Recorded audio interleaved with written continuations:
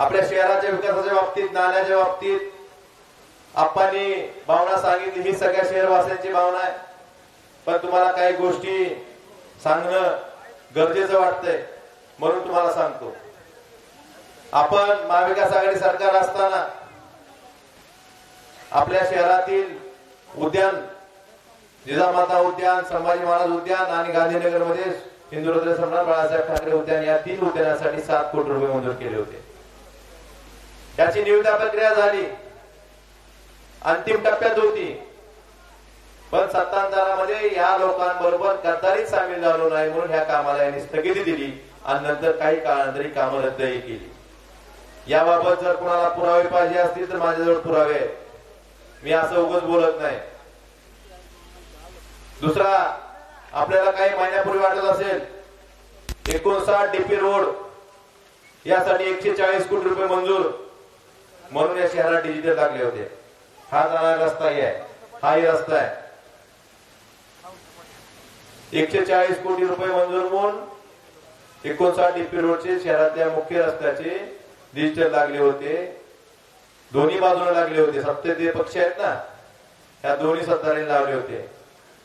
पण त्यातली वस्तुही सांगतो, त्याच GR निघाला 23 फेब्रुवारी 2024 ला.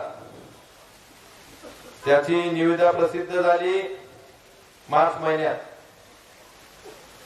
29 मार्च ही तारीख त्या निविदा भरायची अंतिम तारीख होती. 28 मार्च, 8 मार्चला निविदा प्रसिद्ध झाली. 8 मार्च 2024 ला. 28 मार्चला निविदा भरायची अंतिम दिनांक होती आणि निविदा उघडायचा दिनांक होती 29 मार्च 2024. 29 मार्च 2024 नंतर आज किती तारीख आहे? नोव्हेंबरची 17 नोव्हेंबर पर्यंत अजून ही निविदा का उघडली नाही याचं उत्तर या राज्यातलं किंवा हे डिजिटल लावणाऱ्यांनी द्यावं, धाराशिवच्या जनतेला, उस्मानाबादच्या जनतेला. आणि मग दुसऱ्याला प्रश्न विचारायचे, मला हे सांगायचे म्हणजे कशामुळे निविदा उघडली नाही, त्याच्यामुळे याची गणित काय होती. फक्त श्रेय घ्यायचं, डिजिटल लावायचे. मग 7-7, 8-8 महिने एका टेंडरची निविदा जर उघडत नसाल तर याला जबाबदार कोण, याचं उत्तर या शहराच्या जनतेला, या लोकांनी देणं गरजेचं आहे. 15 वित्त आयोगाचा हप्ता सुरुवातीला जेवढा येत होता त्यात कपात का झाली?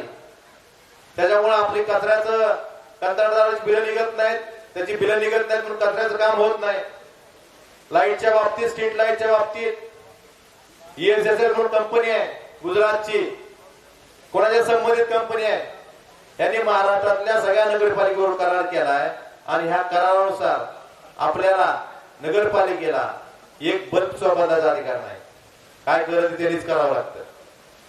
त्यांनी ऑन ऑफ करायचे स्विच काढून नेले. मी जिल्हाधिकाऱ्यांकडे बैठक घेतली, त्यांना विनंती केली की हे जे काम ती कंपनी करत नसेल तर आपल्या आपण नगरपालिका करेल, तुम्ही त्यांना परवानगी